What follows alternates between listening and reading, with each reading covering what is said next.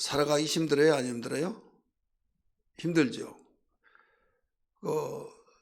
세상을 우리가 살아갈 때 내가 힘들다가 보니까 나보다 더 힘든 것이 어디 있으랴 하면서 모든 것이 힘든 것을 대안이 없다 이거 대안이 없고 가면 갈수록 힘은 들죠. 사업하시면 사업이 안 되죠. 가정은 하나로 뚫뚫 뭉쳐도 힘이 모자란데 또 지각기 자식은 자식대로 부모는 부모대로 또 남편은 남편대로 아내대로 일방통행이다 이게 각각 한 지붕 안에서 사는데 각계전투하듯이 따로따로는다 이거죠. 그러니까 어떻게 다른 사람이 볼 때는 인코부부다, 다른 사람이 볼 때는 참 부러운 가정이다. 그런데 이 물에서 건져놓은 이 모래 같다 이거죠. 그렇게 보이진데 내부로 들어가 보면 완전히 모래성 같아 이거죠. 그러면 나라는 어떠느냐, 민족은 어떠느냐, 똑같은 거예요. 이런 가운데 우리는 이 세상에 속하지 않았지만은 세상에서 사는 우리 예수 믿는 사람들은 어떤 대안을 가지고 사느냐. 여러분 정신 차려야만 됩니다. 왜 그런가 하면 그냥 덜렁덜렁하고 이럴 때가 아니다 이거죠. 가면 갈수록 우리 코로나 때문에 이렇게 힘들다 이렇게 생각하고 있어요. 우리 온라인에서 예배드리신 분들 잘 들으세요. 코로나 때문에 코로나 하면서 아주 이런 환경 속에서 우리는 어떻게 하느냐 이거죠. 코로나만 모든 것이 해결되면 된다. 그 해결하는 방법이 뭐냐? 백신 나오면 된다. 백신만 맞으면 모든 게 다 해결된다. 이건 어디까지나 분명한 사실이에요. 하지만은 백신 가지고 해결되느냐? 아니다 이거죠. 왜 그러냐? 이 영적 세계를 모르면 안 되는 거예요. 영적 세계. 지금 코로나 때문에 그렇다. 그래서 웅크리고 우리가 불안하고 가면 갈수록 600명이 지금 더 확진자가 되었다. 그러니까 그 불안의 조성에서 꼼짝달싹하지 못한다 이거죠. 어려운 역경을 통해서 우리의 신앙들을 점검해 보야만 됩니다. 왜 그러냐? 좋을 때는요 누가 누구인지 몰라요. 다 좋은 사람이고 근데 어려운 일이 딱 닥치면 가정이 싹수가 있는 가정인지 아닌지 어려운 역경 속에 있을 때 교회가 정말 주님이 보시기에 합당한 교회인지 아닌지 개개인 자신이 진단을 할 때 내 신앙이 참 신앙인지 아닌지 이걸 우리는 볼 줄 알아야 된다 이거죠. 좀 무거운 말을 한 것 같아요. 무겁다 하더라도요 우리가 항상 가벼운 것은 좋은 거 아니에요. 왜 그런가 하면 막 이게 조화가 이루어져요. 조화가 붕 떠 있다 이거죠. 어려운 역정 속에 그 노래 유행가가 있잖아요. 눈물 흘리는 노래, 정말 그 한이 서려 있는 노래, 이런 노래가 있다가 지금은 그런 노래는요 완전히 노래 부를 때 누가 인정하지도 않아요. 그런 교회도 마찬가지다. 좀 깔아앉는 소리 하면 누가 듣기 싫어해요. 막 적극적인 사고, 긍정적인 그런 생각을 가지고 막 힘차게 전진하고 막 그런 소리를 할 때 막 힘이 생기고 그건 반드시 맞는 말입니다. 하지만은 우리는 분별을 하면서 그 부분을 예리하게 분별해야 된다 이거죠. 마태복음 24장 12절의 말씀 보면 불법이 성함으로 사랑이 식어지니라 이 말씀이 나요. 불법이 성함으로 사랑이 식어지니라. 여기에 불법은 개인적인 윤리와 도덕적인 불법이 아니에요. 모든 세상에 법이 있어요. 법이 있는데 이 법을 만들어요. 누가 만듭니까? 우리 국민이 뽑아준 국회의원들이 국민의 여론을 들어가면서 그 여론을 들어서 만드는 거죠. 이게 입법기관에서 국회의원들이 만든다 이거죠. 그래서 제대로 뽑아야 된다. 그런데 뭐 주고 그러면 좋다 막 여론에 형성돼서 뽑다가 보면 숫자에 의해서 이길 재간이 없는 거예요. 재간이 없다가 보니까 하고 싶은 대로 다 하죠. 분명히 이대로 하면 안 되는데 이렇게 된다. 그랬을 때 나중에 법이 딱 만들어졌어요. 한 번 만들어진 법은요, 이걸 없앤 것은 너무 힘든 거예요. 그러다가 보니까 나중에 당하고 나면 이게 악법이다. 악법도 법이라고 하잖아요. 법이 한번 만들어지면요, 아무리 비실비리 한 사람이라도 권력의 자리에 있어서 법대로 하라 그러면 다 처참하게 완전히 법이라 이게 법. 헌법 몇 조 몇 항에 의해서. 그래서 성경은 주님은 말씀하셨어요. 말세가 되면 불법이 성함으로 만들어진 법들이 모두 불법이더라 이거죠. 아니 합법적으로 만드는데 왜 불법이냐? 이건 하나님의 눈으로 보여야 해요. 그래서 세상을 이겨낼 재간도 없고 세상을 이겨낼 힘이 없는 거예요. 왜 힘이 없느냐? 민족이 우리만 잘하면 된다. 근데 이거 모든 세상이 하나의 네트워크로 해서 완전히 하나의 톱니바퀴, 큰 세계의 톱니바퀴가 막 같이 돌아간다 이거죠. 돌아가서 국제사회법이 있잖아요. 국제법. 그래서 인권법이다. 그러면 막 그 법에 의해서 계속 그 법을 지키지 않으면 막 공격해야 되지. 세계가. 왜 그렇습니까? 등살에 이겨내지는 못하는 거예요. 그래 함께 가기 위해서는 그것도 또 따라가야 해요. 지금 이런 우리는 현실에 있어요. 코로나, 여러분 코로나보다 더 무서운 초대교회들이 얼마나 많았습니까?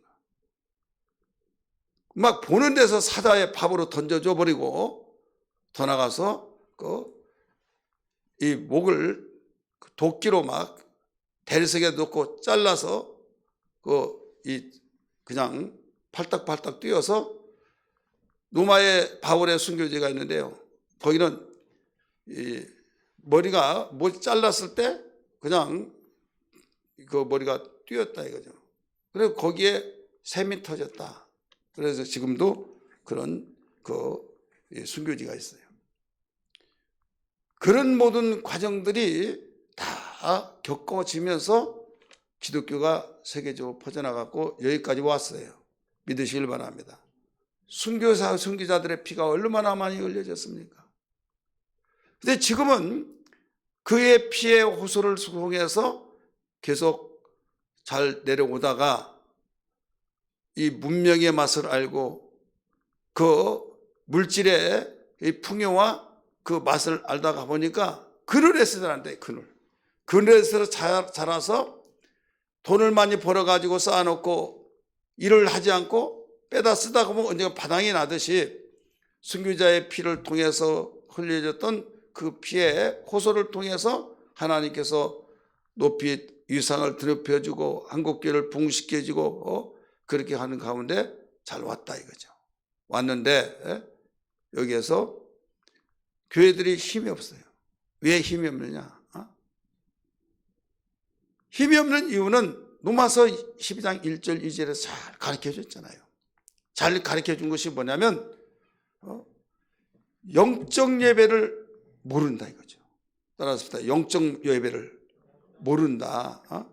영적 예배를 모르다가 보니까 그냥 거칠에는 호황찬란하게 예배가 대단하죠. 막. 큰 교회는 큰 교회대로, 적은 교회는 적은 교회대로, 큰 교회에 부흥되고 막 그러니까 이렇게 하니까 부흥된다 그러면 따라가는 거예요. 그런데 까보면 보자기 열어보면 텅 비었다 이거죠. 자, 보배라고 하는 것이 뭐예요? 우리 즐거울 것 같은 속에서 보배라고 하는 것은 예수예요. 예수는 하나님의 보배인 걸 믿기 바랍니다. 할렐루야. 그러니까 과거에 어떤 화음이 맞지 않냐고 사람서 어떤 정말 의상을 입고 황찬란하게 해서 그렇게 해가지고 부흥된 것이 아니에요. 화음도 맞지도 않고 박자도 맞지도 않고 완전히 그냥 노래 부르면 축 처진 사람은 여기서 끝났어요. 두 번째 끝나고 세 번째 끝나고 막 이중창 삼중창이 막 되어지고, 그런데더라도 그 속에서 하나님이 받으시고, 아멘 하십시다. 하나님이 받으셔서 온전히 하나님께서는 그 예배를 받았다 이거죠. 그 예배를. 그런데 오늘날은요, 그에 비하면요 너무나도 정말 누가 보더라도 야 잘한다 잘한다 하더라도 그 속에 예수가 없다고 한다면 어떻게 되냐 이거죠. 예수가 없다고 하면, 예수가 없는 그곳에서는 힘이 없는 거예요. 따라서 예수가 없으면 힘이 없다. 오늘 본문에서 가르쳐주는 말씀이 뭐냐면, 이 시대를 조명해 주면서 야곱아 하면서 27절 나오죠. 한번 27절 볼까요? 시작. 야곱아 어찌하여 네가 말하며 이스라엘아 네가 이르기를 내 길은 여호와께 숨겨졌으며 내 송사는 내 하나님에게서 벗어난다 하느냐. 퀘션이 물음표예요. 야곱은요 여기에서 개인적인 야곱이 아니에요. 야곱을 이스라엘이라고 하나님께서 이 이름을 주셨어요. 너는 다시는 야곱이라 하지 말아라. 이스라엘이라 하라 이거예요. 이스라엘이라. 그 이스라엘이라고 하는 그 이름을 계속 불러야 하는데, 지금은 성경이 그냥 그 이름 이스라엘 하면 지명인지 아니면 인명인지 알지를 못해요.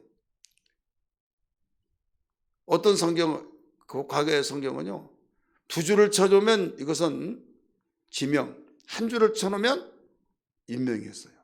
그래서 똑같은 이스라엘이라 하더라도 한 줄을 쳐주면 아 이게 인명이구나 이게 표시가 되는데, 지금은 알지를 못하는 거예요. 여기서 야곱을 왜 하나님이 야곱이라고 했을까? 이스라엘 이름을 완전히 철수해버린 거죠. 너는 다시는 시몬이라 하지 말아라. 베드로라 하라. 반석이라 하라. 개발하라. 근데 요한의 아들 시몬아, 왜 주님이 나중에 그 이름을 불렀습니까? 주님이 베드로 곧 개바 반석이라고 이름을 지어줬는데 왜 그 이름을 부르지 않고 요한의 아들 시몬아 이렇게 불렀습니까? 부인하고 도망가 버렸을 때 너는 이름값을 못했다 해서 그 이름을, 옛날 이름을 불러준 거예요. 옛날 이름을 불러줬다고 그 이름은 네가 그렇게 혼장담했지만 나를 버리고 도망갔어? 그 암시적인 거예요. 마찬가지로 야곱아 한 것은 이스라엘이라고 하는 이름이 어디로 가버리냐 이거죠.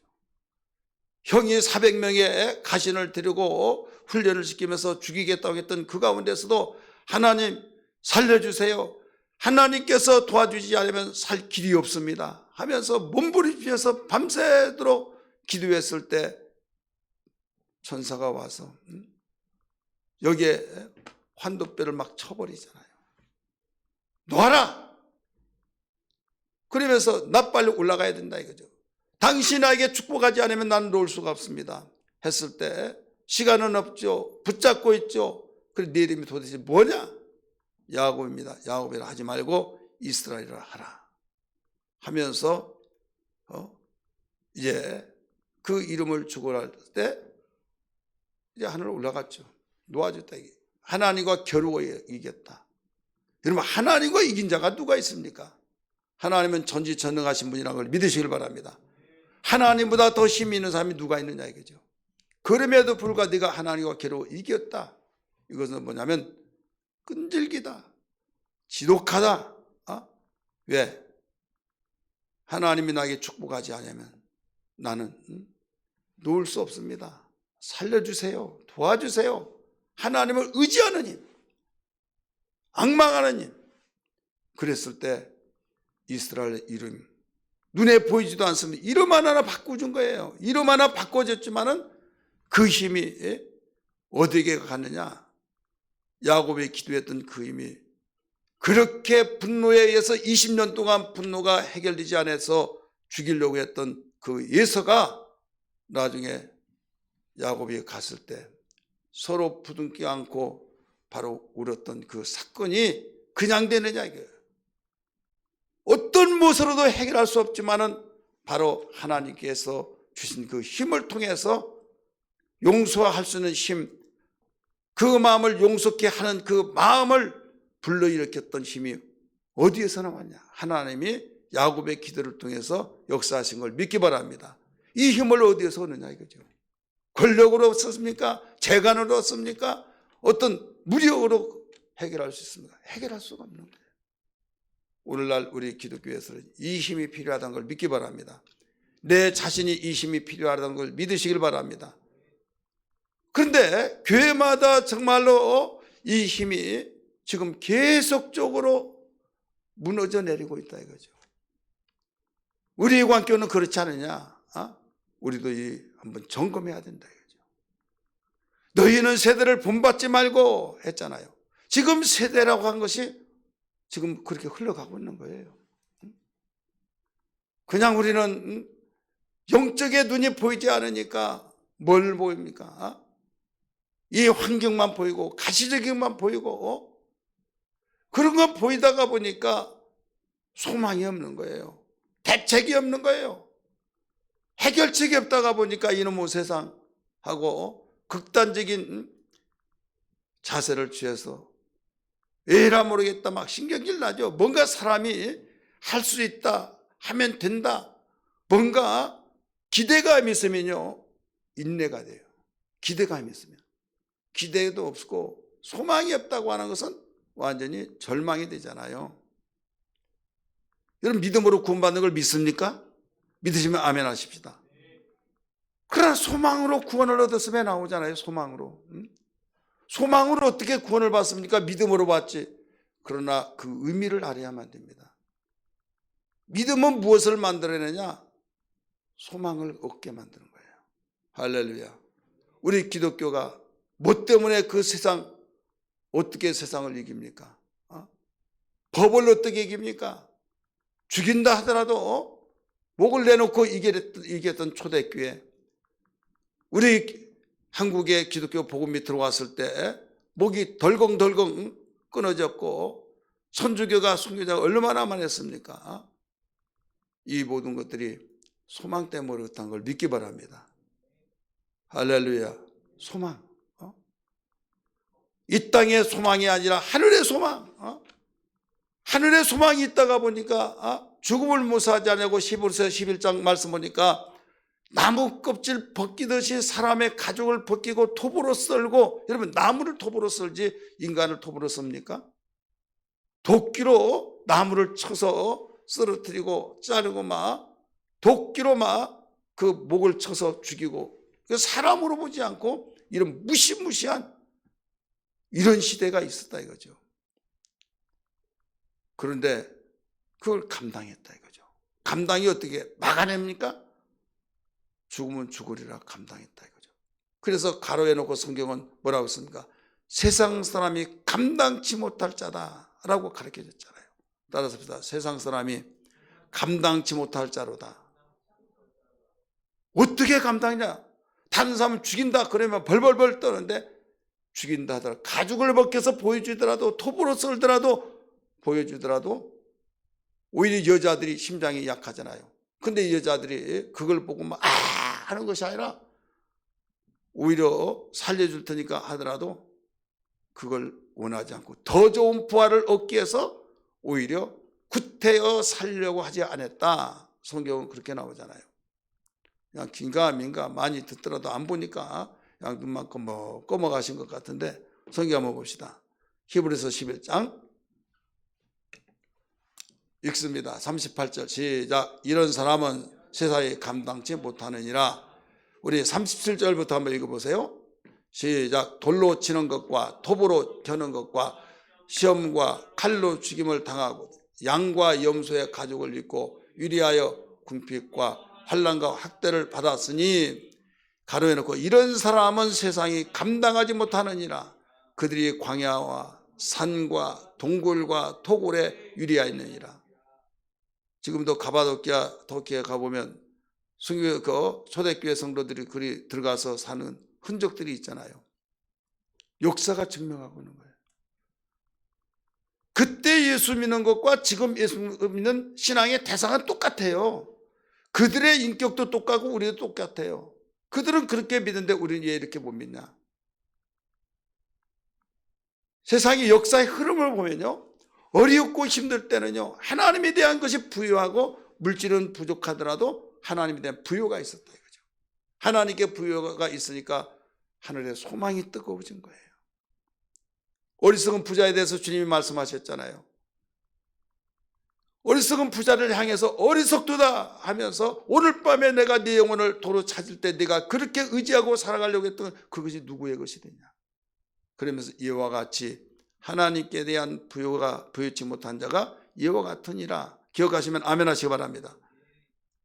그러니까 어느 나라 어느 민족이든 역사는 말해주고 있다 이거죠. 초대교회가 뜨겁고 목숨을 내놓고 신앙생활했던 것은 세상에 어떤 물질의 풍요가 없다 할지라도 하나님께 대한 건 부여가 있다 이거죠.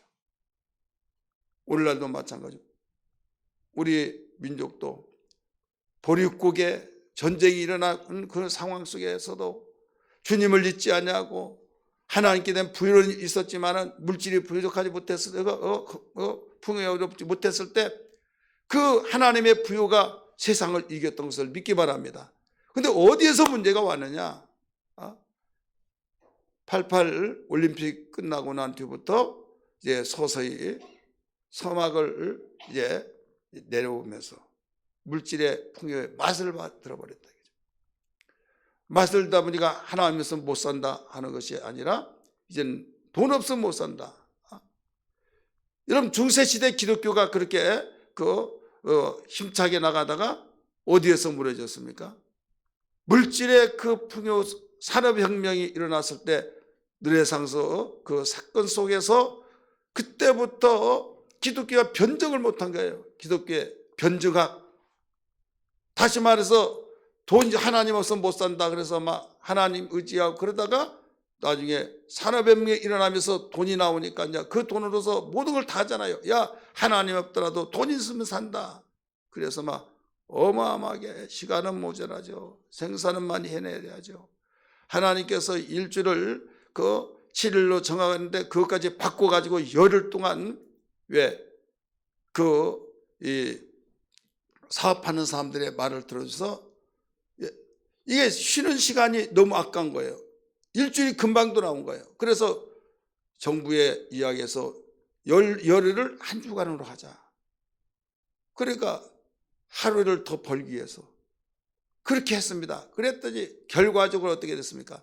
사고가 일어나고 막 일은 불량이 나오고 엉망진창이 되어버리니까 능이 오르는 것이 아니에요. 오지 않는 거예요. 그래서 나중에 기본적으로 하나님 섬기는 양심이 있으니까 이때 회개하고 다시 원위치를 시킨 거예요. 하나님이 이래야 된다는 쉬는 날이다 라고 하고 일주를 선포를 하나님이 설정하고 만들어놨는데 인간이 돈을 더 많이 벌기 위해서 물질의 풍요를 위해서 하나님 만든 그 제도를 없애버려 일주일을 열흘로 정했다. 이게 열흘. 오늘날도요 우리가 근무하는 것도 마찬가지예요. 직장 다니신 분들에게 미운 소리 들으려는 모르겠지만은 5일째 하다가 보니까 더 줄여야 된다, 더 줄여야 된다 하니까 물질의 풍요 속에서 여유를 주다 보니까 거기서 계속적으로 하나님을 그 시간을 향해서 드려야 하는데 하나님께 돌리지 않냐고 어떻게 되냐? 밖으로 나가려고 하다 보니까 하나님과 멀어져 버린다 이거죠. 코로나 이전에도 이런 5일째가 오면 이렇다. 제가 미국에 집회 가서 그런 이야기 했더니 홍 목사 그렇지 않고 우리 미국은 이렇다. 하면서 오히려 더 열심히 한다. 그러면서 그 주의를 지키기 위해서 이제 가정과 함께 하고 그러면서 이렇게 되었던 이야기를 해요. 근데 우리는 아직 하나님께 대한 부여가 기초가 없다 이거죠. 기초가. 하나님께 대한 부여의 기초가 없이 돈이 없고 시간이 없고 그러면 나갈 데 없잖아요. 물질멍이 발달되지 못하니까 어디 돌아다닐 수 없잖아요. 걸어다니고 그럴 때는 바로 모여진다 이거죠. 근데 세상이 물질멍이 발달되다 보니까 빨리 왕래하다 보니까 막 가까운 데는 음식은 되지를 않아요. 사람이 많이 있는데 가까운데 어디에 깊숙한 산속에 깊숙한 멀리 오히려 그들의 버글버글 한다 이거죠. 왜? 거기서 풍경도 보고 분위기 좋고 돈이 많고 시간이 있다가 보니까 이렇게 되죠. 그게 잘못됐다가 아니라 세상이 그렇게 흘러가고 있다 이거죠. 그러면 풍조가 뭐냐? 세대예요. 세대가 뭐냐? 풍조예요. 우리 성경 한번 볼까요? 히브리서 12장 2절 말씀. 아니 에베소 2장 2절 말씀. 앞에는 안 나와요. 에베소 2장 2절. 세상 풍조를 따랐고 이렇게 나오죠. 같이 읽습니다. 그때 너희는 그 가운데서 택하여 이 세상 풍조를 따르고, 자, 이 풍조 거기에 줄을 다루는 거 보세요. 1번 해놓고 뭐가 나와요? 여러분 성경 봐요. 여기는 안 나온다니까요. 세대라고 써요. 헬 콤마 찍고 세대라고 써요. 헬라 원어의 이 풍조가 세대라 이거예요. 세대. 그래서 로마서 12장 2절에 보면 너희 이 세대를 본받지 말고, 이것은 풍조를 본받지 말라 이거죠. 이 시대가 어떻게 돌아가고 있다는 걸 알아야 된다 이거죠. 세상이 어떻게 돌아가고 있느냐. 세상이 돌아가고 있는 것을 그냥 너무 좋다, 너무 살기, 아니 조선시대 왕이 이런 시대 어떻게 살았냐, 우리가 더 행복해. 그렇습니다. 선풍기 썼어요? 에어컨 있었어요? 그냥 왕이 행차하면 옆에서 우산 큼직한 혼자 들기도 힘든 그걸 들고 같이 가고 여러분 얼마나 힘듭니까? 우리는 얼마나 편한 세상에서 살고 있냐 이거죠. 그러다 보니까 하나님 없더라도 살 수 있다 그 말이 먹혀 들어가고, 그러면 아직 세상에 알지 못한 사람은 그렇다 치더라도 예수 믿는 사람은 이게 아니라 걸 분별해야지 않느냐 이거죠. 예수 믿는 사람은 이건 아니다 하고 분별하여서 세대를 본받지 않냐고, 하나님이 기뻐하시고 온전하시고 그 뜻이 무엇인지를 분별하여서 우리는 거기에 동참하지 않냐고, 주여 이 세상이 지금 거꾸로 가고 있습니다. 이걸 애통히 얘기하는데 여기에서 안착하려고 하다 보니까 어떻게 됩니까? 그러다 보니까 오히려 그렇게 신앙하는 사람도 잘못됐다고 하고, 세상이 따라가는 가운데 그렇게 같이 가면 그 사람은 박수 쳐주고 옳다고 하고 완전히 역으로 돌아가고 있다 이거죠. 그러니까 왕따 되지 않냐고 오히려 다른 사람의 박수를 받고 거기에 합류되다가 보니까 나도 모르는 사이에 어느 날 가다 보니까 세대를 본받고 생활하고 있다 이거죠. 세상 풍조에 따르고 있다 이거죠. 여러분 성경도 맞습니까? 틀립니까? 맞잖아요. 그러면서 예수 그리스도를 향해서 믿음의 주요 온전케 하신 예수를 바라보자 라고 히브리서 12장 2절에 나오잖아요. 오늘은 뭐라고 나왔어요? 여호와를 앙망하라. 여호와를 앙망한 자의 샘을 얻으리니, 세상을 이긴 데는 다른 걸 이겨낼 수가 없는 거예요. 불법이 성에서 법을 만들어서 법이다 하고 막 밀어붙인데 누가 이길 수 있습니까? 법이다 이게 법. 이제는 국제법, 바로 세상이 하나로 네트워크가 돼서 세상 법으로 막 하나가 되어져서 나갈 때, 이게 예수님이 어느 시기에 말씀했습니까? 말세 세상 징조, 마지막 징조가 어떻게 나타나냐라고 물어볼 때 주님이 말씀하신 거예요. 그렇다면 우리는 감을 잡아야 된다 이거죠.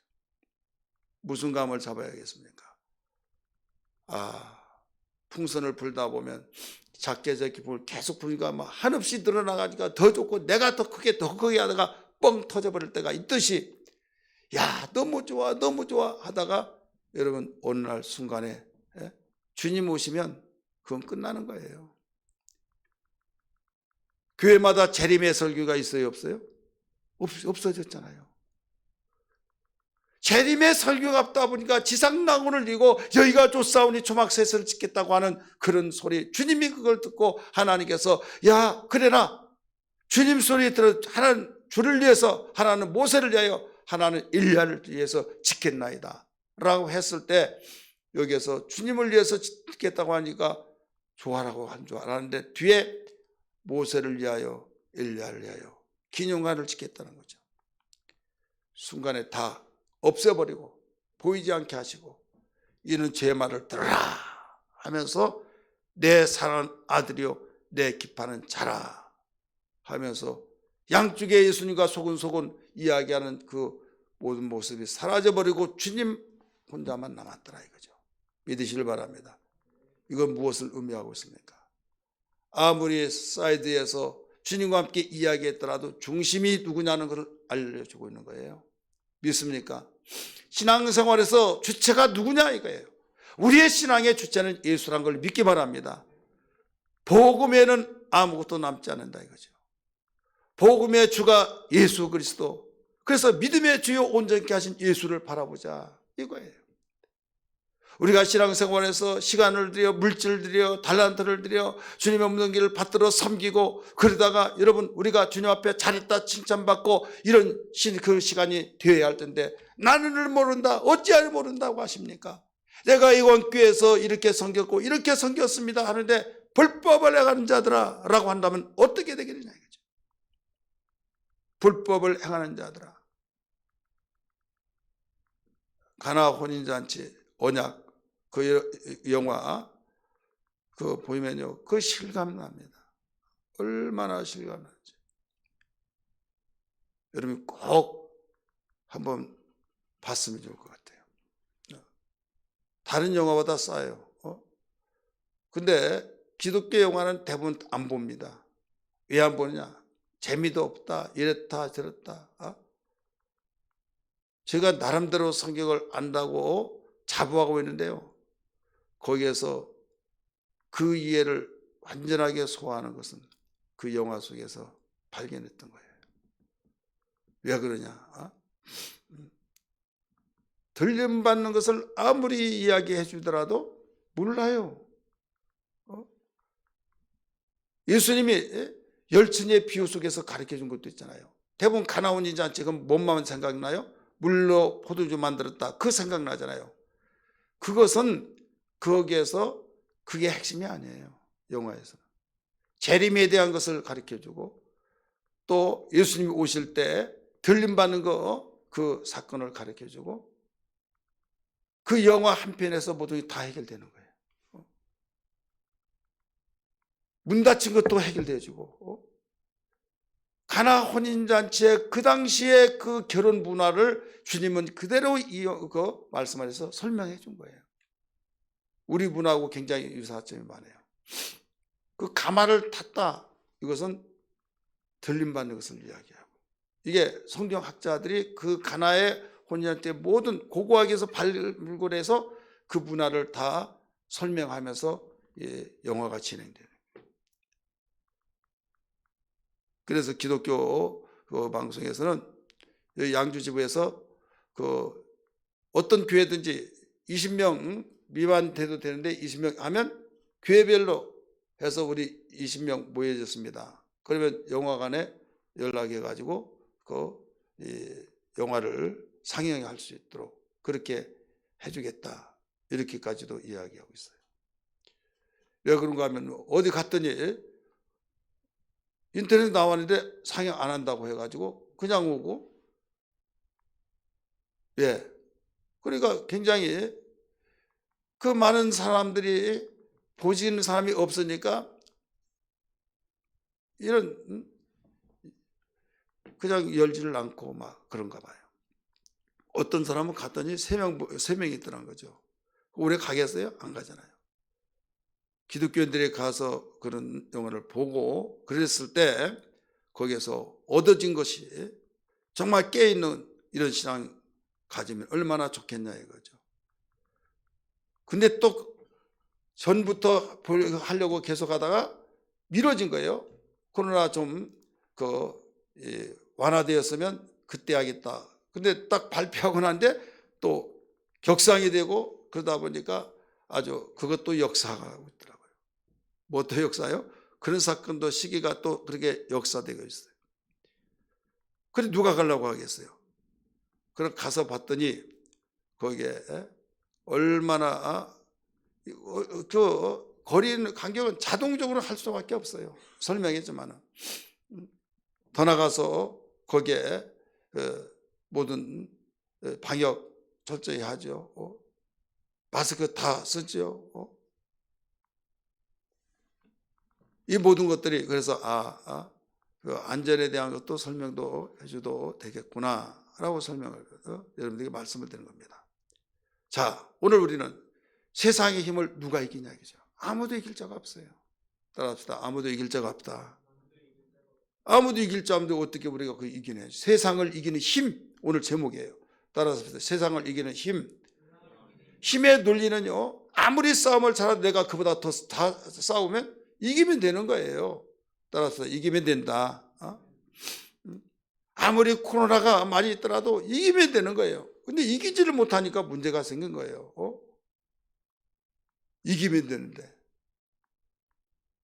그래 어떤 사건 속에서 우리 기독교의 역사를 잘 알고 성경의 진리를 알아야 하는데 우리가 하나님을 섬기고 예수 믿는다고 해서 아무 일이 없고 막 그냥 무사 형통 막 이렇게 글을 나오면서 그냥 콩나물 자라듯이 그렇게 자라기를 원하는 사람이 있으면 성경을 잘못 본 거예요. 기독교 역사는 그렇지 않아요. 어떻게 했느냐. 똑같이 당하잖아요. 오히려 더 미운 다수에 의해서 움직여지잖아요. 다수에 의해서 움직여질 때 거기에서 믿지 않는 사람이 더 많고 많은 사람의 소리를 듣고 법을 만들고 그러다가 보니까 거기에서 그 법으로 다스리니까 누가 불이익을 당하고 교회 다니고 누가 불이익을 당하고 예수 열심히 믿으려고 하겠어요. 안 그렇잖아요. 그러니까 과거에 예수 믿다가 보니까 내가 이렇다 저렇다. 우리 아재라고 한 분 있어요. 옛날에 아저씨예요? 아재예요? 이보아 군사님? 아재죠. 우리 이모 할머니 우리 어머니로서 이모예요. 아들이에요. 이모 아들이에요. 우리 어머니로서. 근데 이모 할머니 아들인데 교회 나가라면 이렇게 나오라고 하니까 우리 어머니한테 누님이라고 그래요. 나오라고 안 나온다는 거예요. 왜 안 나오냐? 그때 6.25 때 봤는데 예수님 믿는 사람 1인 나오라. 딱 나오니까요. 다음에 이제 안 믿는 사람 이리 오라고. 우리 들었던 예화만큼가 아니라 실제 있었던 것을 눈으로 봤다 이거예요. 한 번 더 기회 주겠다. 예수 믿는 사람은 나 안 믿겠다고 하는 사람 이쪽으로 서라. 나중에 끝까지 안 믿겠다고 하지 않고 믿는다고 한 사람을 대나무 있잖아요.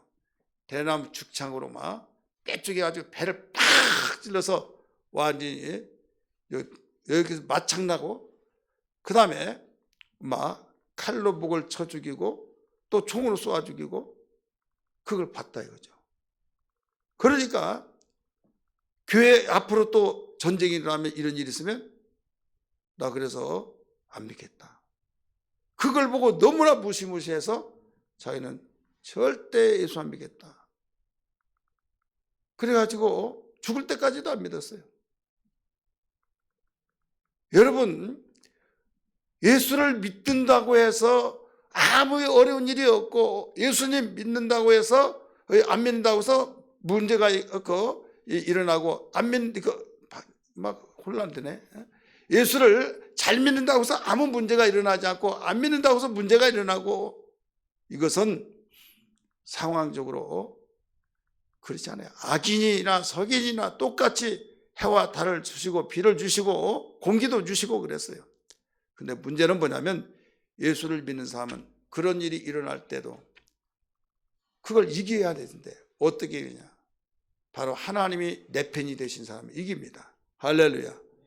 성경이 그걸 가르쳐 줬잖아요. 다윗이 여호와는 내 편이시다. 나를 돕는 자시다.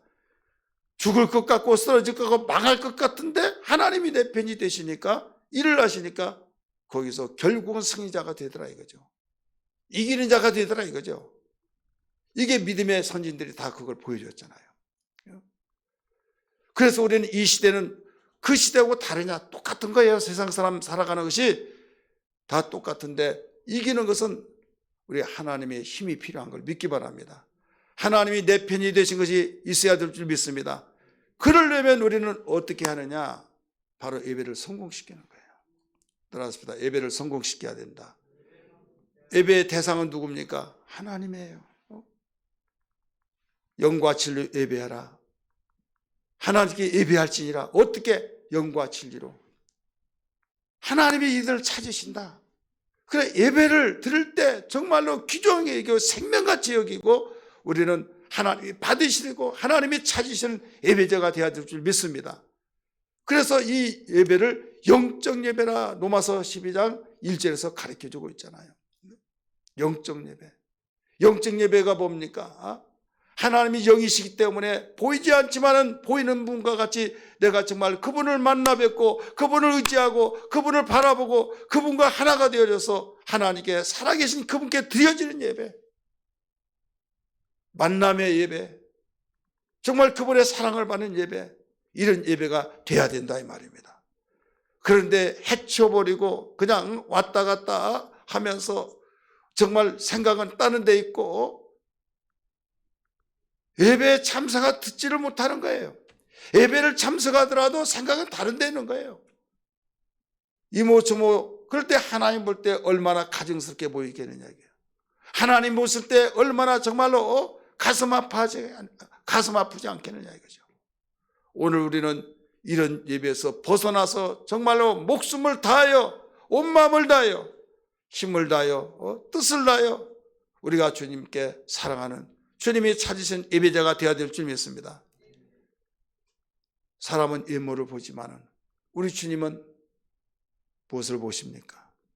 바로 중심을 보신다 이거죠. 중심. 그래서 영의 눈이, 믿음의 눈이 열려지지 않는다고 한다면요 정말 답답하죠. 얼마나 답답합니까? 여러분 시력이 약해가지고 보이지 않을 때 답답하잖아요. 성경을 제대로 읽지 못할 때 얼마나 답답합니까? 우리 아버지가 무슨 이야기했는가 하면요, 붕사 목사님들이 오셔서 그 이삭이 아들에게 축복할 때 눈이 어두워가지고 야곱인지 그 예선지를 알지 못하고 했던 걸 도무지 이해가 안 됐다는 거죠. 어찌면 그렇게, 아니 왜 모르냐, 왜? 근데 당신이 눈이 어두우니까요 성경 말씀이 딱 맞다 그러면서 눈이 어두워 보니까 그렇게 이해되더라는 거죠. 한 번은 안녕하세요 그러니까 아버님 저예요, 우리 형수가. 그래 며느리가 이제 그런 거예요. 누구시오? 귀도 어둡지요, 눈도 잘 보이지 않죠. 당신의 며느리한테 누구시냐고 하고, 그렇다고 치매든 것이 아니에요. 안 보이니까, 귀도 잘 들리지 않으니까 사람이 저기 한 건데 뭐라고 부르기는 부르는데 누구냐고. 나이가 뭐 그러더라 이거죠. 육신의 눈도 보이지 않고 귀도 들리지 않고 그랬을 때 얼마나 답답하냐 이거죠. 근데 우리의 예배는 영적 예배다 이거예요. 영적 예배. 그러니까 믿음으로 드려지지 않냐고, 영안이 열려지지 않으면, 믿음의 눈이 열려지지 않는다고 한다면 우리는 예배를 여러분 어떻게 성공을 시키겠느냐 이거죠. 그래서 하나님 나에게 믿음의 눈을 열어놓아 주시옵소서. 성령의 내 눈을 열어놔 달라고. 왜 우리 신앙생활 힘듭니까? 하나님이 눈에 보인다고 한다면 여러분 얼마나 재미있게, 얼마나 정말로 어떤 일이 있더라도 따라다니고 목숨이 날아간다 할지라도 여러분 그분을 바로 알고 어떤 가운데서도 따라다닐 줄 믿습니다. 예수님이 이리 가고 저리 갔을 때 무리들이 찾아다녔죠. 선생님이 언제 여기 오셨습니까? 우리가 이곳저곳 돌아다니면서 여기까지 온 데 얼마나 힘들었습니까? 말했잖아요. 너희가 나를 찾는 이유는 표적을 보기 위한 것이라 빵을 보고 찾지 않았느냐라고 책망했던 걸 기억하시면 아멘 하시기 바랍니다. 왜 그렇게 찾아다녔습니까? 눈에 보이니까. 예수님 물로 포도주도 만들고 이적과기사 표적을 나타내고 가지 마. 그때 그 당시에 보리떡 5개 물고기 2마리로 5,000명을 먹이고 12마리를 남기니까 야 저분을 따라다니면 먹을 거 해결되고 우리는 배고고 굶어 죽지는 않겠구나. 떡을 보고 쫓아다녔다 이거죠. 근데 오늘날 내 힘드냐? 하나님 보이지 않잖아요. 보이지 않냐고 계시다고 하는데 믿기는 믿지만 여기에서 들려서 이쪽으로 흘러가 버리고 가슴속에 심어지지 않고 그러다가 보니까 여기에서 10년 20년 다녔더라도 그냥 종교인 되는 거예요. 근데 늦게 신앙생활 했더라도 어떻습니까? 뭔가 확신이 온 사람, 정말 가슴속에 파고 들어온 사람, 그 사람은 변화가 되어져야 안 되나요? 변화가 되어지잖아요. 그래서 그때 시대 사람은 열심히 믿었겠다. 근데 그때 시대 사람도 종교 지도자 누구보다 열심히 믿어야 할 대제사장들, 서기관, 율법사, 사두개인 그들이 여러분 더 예수를 방해했잖아요. 죽이려고 했잖아요. 왜? 아무리 눈에 보인다 할지라도 여러분 안 믿어진 사람 안 믿어져요. 눈에 보이지 않는 삶의 시대라 할지라도 여러분 믿어진 사람 믿어진 걸 믿기 바랍니다. 무엇을 통해서 믿어집니까? 성령의 역사를 통해서 믿어진 걸 믿기 바랍니다. 할렐루야. 하나님은 공평하셔요. 그래서 성령을 보내주겠다고 약속하시면서 성령을 받으라, 성령으로 충만하라 가르쳐줬잖아요. 그러니까 예배를 성공시키려면요 성령의 역사를 예면에서는 절대 성공시킬 수 없는 걸 믿기 바랍니다. 그 다음에 세대를 본받지 말아야 된다. 세대라는 것이 뭡니까? 풍조라고 그랬잖아요. 세대의 흐름을 통해서 정말 흐름대로 나간다고 한다면 절대 예배를 성공시킬 수가 없는 거예요. 왜? 그렇게 따라가다 보면 하나님과의 완전히 등 돌려버릴 수밖에 없잖아요. 지금 세상이 어떤 세상인데 교회를 나가냐? 지금 세상이 어떤 세상인데 거기에 빠져서 돌아다니냐? 지금 코로나 시대가 어떤 세상인데 교회를 나가냐?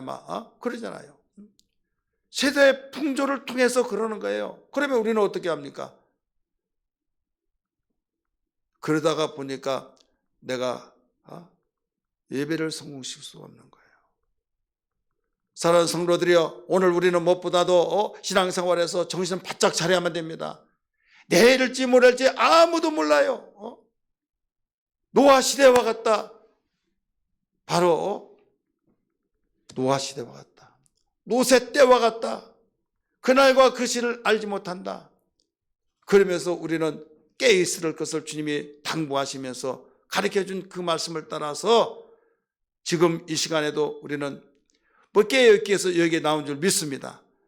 어떤 예배에 동참하고 그걸로 끝이 아니라 정말 주님이 나와 함께 계시고 주님이 나와 함께 계셔서 내가 살아계신 하나님을 확실히 믿어서 아무리 세상이 악하고 아무리 힘이 강한다 할지라도 하나님보다 더 강하지 못하다. 내가 그분과 함께 하시면 그분이 나를 일으켜 주시고 오늘 본문의 말씀처럼 야곱아 내가 어찌하여 내가 말한 것을 들어주지 않는다고 하고 내가 어찌하여 이렇게 하느냐. 그렇게 27절에 말씀하신 이유는 다른 것이 아니라 예수 믿더라도 하나님 나를 도와주지 않고 아무리 기도하더라도 자기의 소원을 들어주지 않아서 정말 긴가민가 답답하고 괴로워서 흔들리고 있는 그 상태를 가르쳐주고 있어요.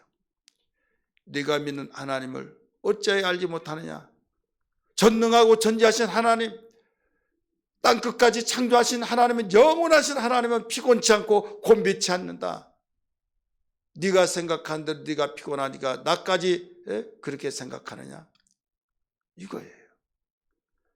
내가 힘들면 다 힘든 걸로 느껴지는데 여러분 힘들지 않은 사람이 있잖아요. 왜? 힘이 넘치는 거예요. 내가 힘들면 정말 다른 사람은 다 그런 걸로 생각하고 내 눈이 어두우면 다 그렇게 보여지고 그러나 우리는 이럴 때일수록 새 힘이 있어야 될 줄 믿습니다. 세상을 이길 힘이 있기를 주 이름으로 축원합니다. 할렐루야. 그래서 주님, 내 육신의 눈을 가지고 판단하고 내가 육신의 눈을 가지고 세대를 모두 풍조를 바라볼 때 주님, 이것은 아닙니다. 이것을 깨닫게 해달라고 기도하면서 우리는 어차피 시작 자체가 영적인 사람이란 걸 믿기 바랍니다. 거듭난 순간부터 우리는 하나님의 자녀가 돼서 영적으로 보지 않으면 실감이 나지 않는 거예요. 우리가 거듭나서 하나님의 자녀 됐다고 해서 뭔가 내 키가 막 더 작은 사람이 커버리고 내가 집이 없는 사람이 집이 생기고 내가 지식이 없는 사람이 막 지혜가 막 그 순간에 막 놀랍게 변화되어서 그런 거, 그게 아니잖아요. 예수 믿을 때나 안 믿을 때 똑같고 하나의 감정이 있다고 한다면 내 마음이 평안하고 기쁘고 감격스럽고 하나님의 존재를 믿어지고 이런 내적인 것은 있지만은 이적인 것은 똑같잖아요. 교회 다니나 안 다니나.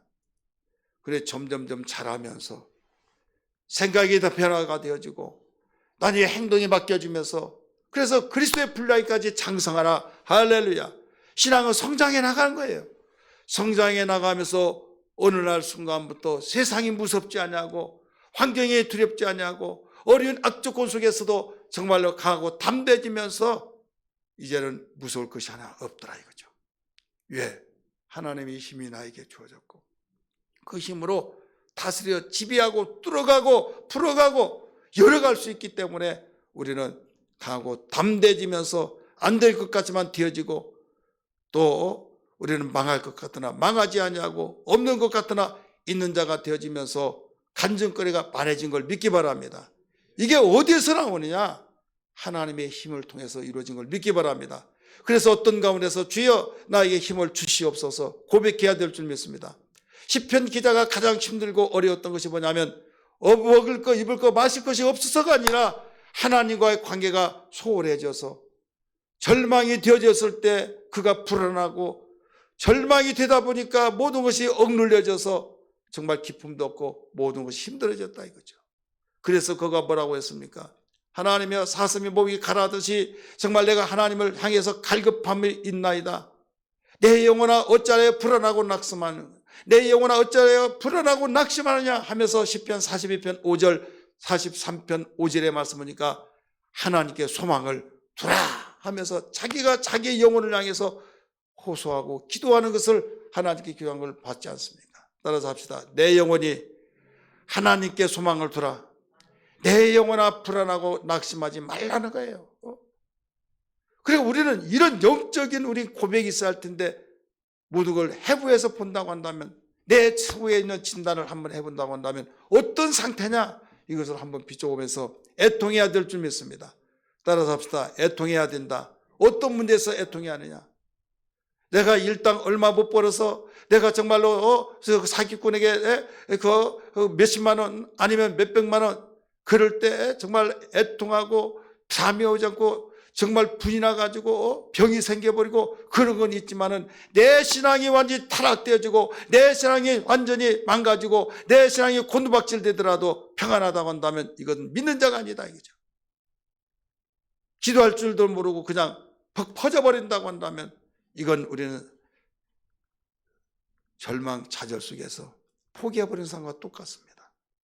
주님 무엇보다도 내 신앙이 하나님께 부여치 못하고 힘이 없어가지고 세상의 모든 걸 나는 이미 끝나버렸습니다. 이런 어리석음을 용서해 주시고 여기에서 주님이 약속하지 않았습니까?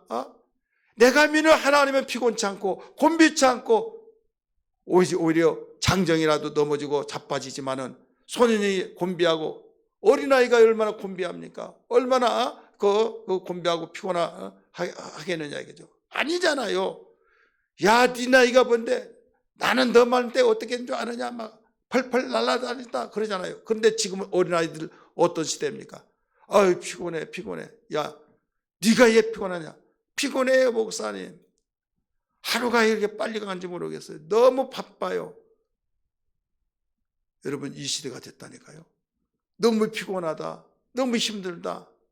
왜? 완전히 기계같이 돌아가잖아요. 학생들 막. 어떻게 보면 좀 안쓰럽기도 하고 불쌍하기도 하고 그래. 자기의 집에서는 쪼이죠. 공부 밀어주니까 너 공부 잘하라. 너 공부 못하면 너는 세상에서 더 설득 것이 없다 막 하면서 완전히 공부하다가 막 그러니까 집에 오다도 안식이 되지 않는 거예요. 집에 오다도 안식. 또 선생은 공부 잘한 건 알고, 야 우리 반 나는 너한테 기대한다. 네가 선생님의 희망이다 막 하면서 부담이 드는 거예요. 얼마나 부담이 되겠습니까? 이제 겨우겨우 어떻게 해서 졸업하고 이제 직장이 또 안 되면 또 얼마나 가정 식구들에게 부담이 되는지. 지금 우리가 이런 삶을 살고 있어요. 그래서 안 되면 나중에 완전히 자기가 자기를 다스리지 못한 거예요. 주님여 손잡고 가소서. 약하고 피곤한 이 몸을 폭풍 흑암속 해치사 빛으로 손잡고 날인도 하소서. 주님이여 이 손을, 주님이여 이 손을 꼭 잡고 가소서. 약하고 피곤한 이 몸을 우리 손 들고 부릅니다. 폭풍 흑암속 해치사 손잡고 날인도 앞서서. 인생이 힘들고 고난이 겹칠 때 주님여 날 도와 주소서. 애치는 이 소리 귀 기려 주시사 손잡고 날인도 하소서. 우리 어려운 환경 속에서도 세상을 이기는 힘이 되기를 주의 이름으로 축원합니다. 우리는 가시적으로 보니까 환경 탓하고 또 여건을 탓하고 이놈의 세상 또 정치 탓하고 전부 다양하게 탓할 것이 너무나 많습니다. 남편을 탓하고 자식이 또 속성이 있으면 자식 탓하고 이게 바로 이 세상이에요. 탓한다고 된 것이 아니에요. 이걸 이길 힘이 있어야 된다 이거죠. 믿으시길 바랍니다. 믿으시면 아멘 하십시다. 이걸 이길 힘이 있는데 어떻게 하느냐. 여러분 세상의 모든 힘은 거슬러 올라갈 때 가시적으로 볼 때는 세상의 제도고 세상의 풍조입니다. 그러나 세상 풍조에 그 우두머리가 있다 이거죠. 그 우두머리가 뭐냐? 세상 신이에요. 세상 신이 누굽니까? 세상 임금. 요한복음 12장 31절 말씀 보니까 이 세상의 심판, 이 세상 왕이, 세상의 임금이 쫓겨나리라 이렇게 나오죠. 따라서 쫓겨나리라. 예수님이 죽기 전이기 때문에 바로 쫓기나 미래형을 썼어요. 심판에 대하라면 세상 임금이 심판을 받았느니라. 세상 임금이 누구예요? 마귀잖아요. 마귀는 도둑질하고 죽이고 멸망시키러 왔기 때문에 그 멸망시키는 목적으로, 죽이려고 목적으로, 도둑질하는 목적으로 왔기 때문에 그 모든 제도 안에 들어가서 거기에서 움직여지기 때문에 세상의 사람이 거기에 뚫뚫 뭉쳐지고 그 제도화가 가시적으로는 정치, 문화, 외교, 문화, 예술, 또 경제, 더 나가서 국방, 세계의 모든 것들이 다 하나로 막 네트워크돼서 거대하게 움직여지고 있을 때 누가 어떻게 이길 수 있습니까? 이길 수 있는 것은 바로 주님밖에 없는 걸 믿기 바랍니다. 그래서 여호와를 앙망하란 거예요. 여호와를 앙망하라. 그러면 샘을 얻으리니 독수리가 날개치며 올라갈 것이요. 어떤 누구도 그 높은 고궁을 어떤 새가 올라갈 수가 없지만 독수리만은 올라간다 이거죠. 어떤 사람이 세상을 이길 수 있습니까? 아무도 이길 자가 없어요. 그러나 이길 수 있는 사람은 오직 여호와를 앙망한 자만이 이기듯이 여러분 오늘날 복음 시대를 통해서 예수로 충만한 자, 예수 생명으로 풍성한 자만이 이겨낼 수 있는 걸 믿기 바랍니다. 그래서 주님 나로 말미암아 주님으로 충만케 하여 주시옵소서. 내가 주님으로 충만케 하여 주셔서 세상을 이겨낼 수 있도록 도와주시고 환경을 이겨낼 수 있게 도와주시고 어떤 악조건 속에서 정말 악박이 올 때 그걸 뚫어가고 풀어가고 열어갈 수 있는 능력을 더하여 주시옵소서. 우리는 이것만이 해결책이고 이것만이 우리는 이겨낼 수 있는 것을 분명히 믿으시길 바랍니다. 돈이 없을 때 정말 돈만 있으면 해결할 수 있을 것 같지만은 돈이 막상 주어지면 그보다 더 많이 더 좋은 환경, 더 바라는 것이 얼마나 많이 있는지 끝이 없다. 이게 끝이 없어요. 이게 바로 이 세상이에요. 그렇지 않습니까? 그래서 저 사람은 정말로 왜 욕심이 그러냐? 이거 그만하면 나는 정말로 가만히 앉아서 아무리 이율이 적다 할지라도 그 돈 가지고 편안하게 살겠다 라고 하지만요, 그 이치가 되면 또 그렇지 않는다니까요. 이게 욕심, 탐심은 우상숭배니라. 우상숭배는 여러분 교만을 만들게 하고 결국 무너질 수밖에 없다는 것을 성경은 증거하고 있지 않습니까? 그럼 우리는 말씀으로 돌아가서 주님으로 부욕케 하여 주옵소서. 하나님으로 부욕케 하여 주옵소서. 주여 진리로 충만케 하여 주옵소서. 성령으로 충만케 하여 주옵소서. 예수 생명으로 풍성케 하여 주옵소서. 내가 온 것은 양으로 생명을 얻게 하고 더 풍성케 하기 위해서 왔다고 하신 것처럼 세상을 이길 수 있는 힘은 바로 주님의 능력밖에 없는 걸 믿기 바랍니다. 성령의 능력인 걸 믿기 바랍니다. 온라인에서 예배드리는 모든 우리 사랑하는 성도들이여, 이 진리를 확실히 믿고 예수로 충만하리라, 성령으로 충만하리라 우리는 기억하면서 애통하면서 기도해야 될 줄 믿습니다. 다 같이